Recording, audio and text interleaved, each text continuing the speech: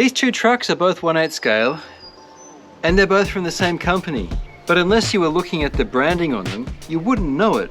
There's almost nothing that's shared between these. This of course is the big Emo X, and we looked at this on the channel recently. In the background behind me, Emo AT4, that's another of the new version of crossrc machines. So both of these, although they both have Emo in their name, they're not the only things that Cross does that are newer, but that's the new stuff. Now look over here, you got the HC6 and the BC8. These are both from the older crossrc that we know. Now the trailer series, 005, and also this big fella here, there's also a logging trailer. Actually, I should have brought that out as well. There's part of it back there on the ground. These are all from the last 5 years or so. They're the old crossrc. And it's the old crossrc that we're talking about today. This is the PG4A Adventurer. Now everything here is a kit behind me except for the big blue Emo X. And one thing that's interesting, given that this thing is about 6 years old now, is the massive 2-speed transmission that it uses. You can't really see it in here. Is the same transmission that's in the HC6 and even in the BC8. And this truck plus the trailer plus some heavy equipment, I've had this thing at a gross mass of about 50 kilograms, just under 50 kilograms. And you can launch it in second gear at risk of drive shafts breaking, but I've only broken one originally, and that's been replaced with the stronger one. The running gear in the old crossrc stuff is really, really good. And that includes this. Now, given that this is one of the older style of crossrc stuff, it actually wasn't without rough edges when I built the thing. It's 2-speed. That's first. We're on a 2S LiPo here. There's plenty of go in it. One thing it's sorely missing is an interior, and I don't like having to see all the cables and stuff inside the windscreen. Thankfully the glass is tinted, the cabin plastics are tinted, but it would be nice to get an interior, but the problem is you can't really do that because there's also a big piece of plastic in here for a speaker and your electronics are up high. There's nothing really optimized for crawling, and you're not going to see this thing on my 6 problem course. It's very long and everything's metal as far as your driveline is concerned, and the angles aren't ideal either because that transmission and motor are up pretty high. The steel goes all the way to the back, and it even comes with a big hitch. There's a receiver there and there's a big tail hitch for towing that comes quite a long way down. I've misplaced it, or I'd have it in here for the video. I think it's in one of my toolboxes, but I couldn't find it today. It also comes with a full light kit. That's quite attractive, and I just realized looking at this, I haven't actually painted the back plastic for the spotties. They need to be black really, I think. On the box art for this thing, it's yellow, and it looks good in yellow. I decided to do it in white, and I think it came out pretty nicely. You got a lot of chrome things you can stick on there. The mirrors are fully reflective. This checker plate steel is a really thin metallic sticker.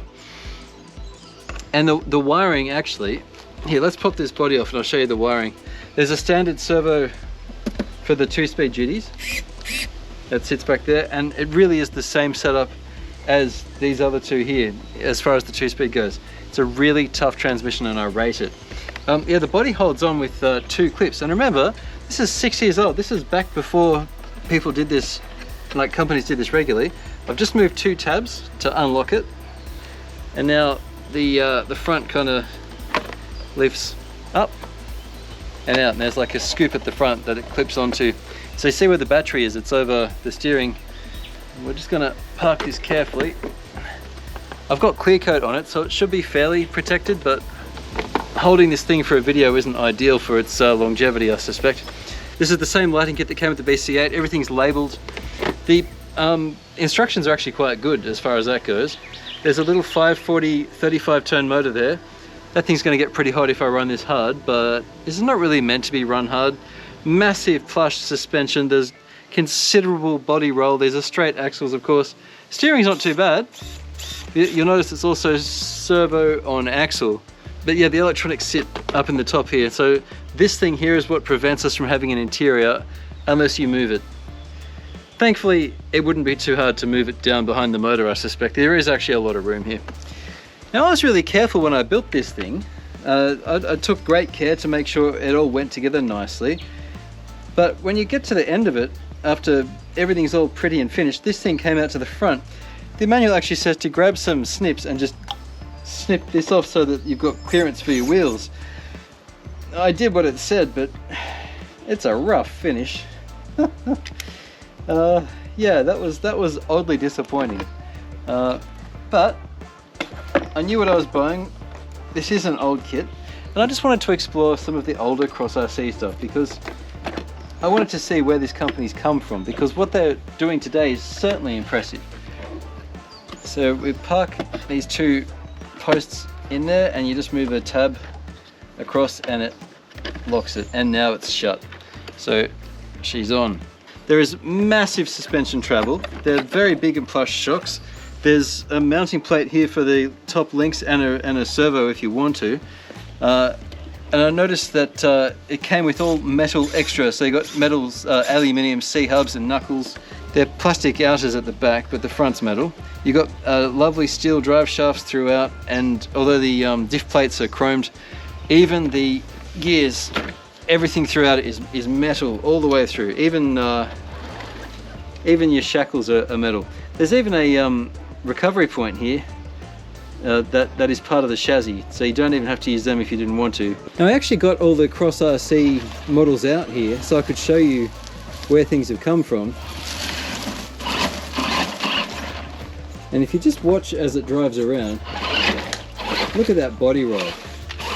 It's substantial. We're in second at the moment, and again we're on 2S. Now we've just changed to first. So it's rough and tumble. You don't hear any grinding or anything like that. There's clearance for all the wheels. And it looks pretty good, doesn't it?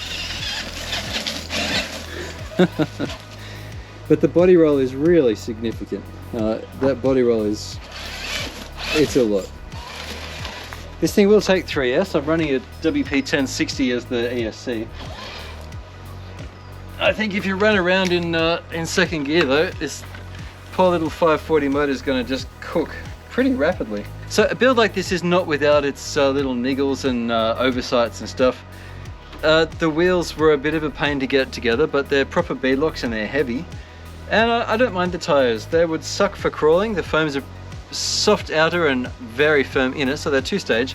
But the carcass itself is pretty firm. This is really a light trail use vehicle, and I think that little trail that goes along the river that I've filmed on a few times, some of you will know it if you watch the channel, that is where this thing's really going to be at home. In fact, it'll be challenged there. As far as driving it goes, it's actually not the most fun car to drive compared to other ones I've got. She's pretty heavy, the body roll is quite good, but if you're into that, and you like this kind of unbranded mashup of American style pickup, and being longer wheelbase too, there's satisfaction to be found if you're into that element of the drive. If you're after an optimized drive, I mean, Cross RC is not really the first place you look, unless you're talking about the Emo AT4 and JT4 and the 6-wheel drive variants. They are TRX4 level of capable and really good. All this other stuff, or at least the hard body kit stuff that you build, all the ones that share these transmissions, the joy is in the build, which is complex, and in the scale drive. But I will just add that the BC8 there, the 8-wheel drive thing, that thing is absolutely tough as nails. 2 transfer cases and the transmission, yeah. But it's so tough. It's just uncompromisingly so. And this is its heritage. This thing was out for a year or two before the BC8 came out. And yeah, it's not bad. Should you buy it? Well, if you're into Cross RC, yes. They've got a lot of military stuff, and if you want something of this nature, and you just have light trailing in mind, yes, do it. But it won't be a great crawler. A fun driver though. So with that said, let's get this thing onto the trails. We'll have a little bit of a punt around the property here and just see how it drives.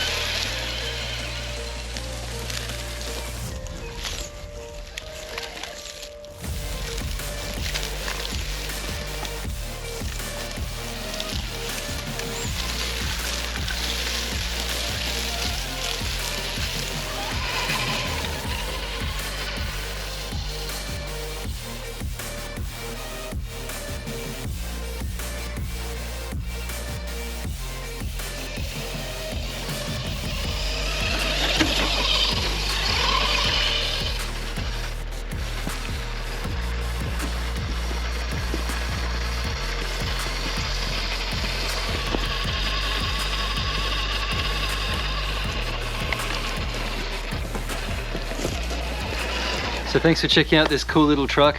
Throw me a like and I'll catch you again on RC-TNT. Cheers.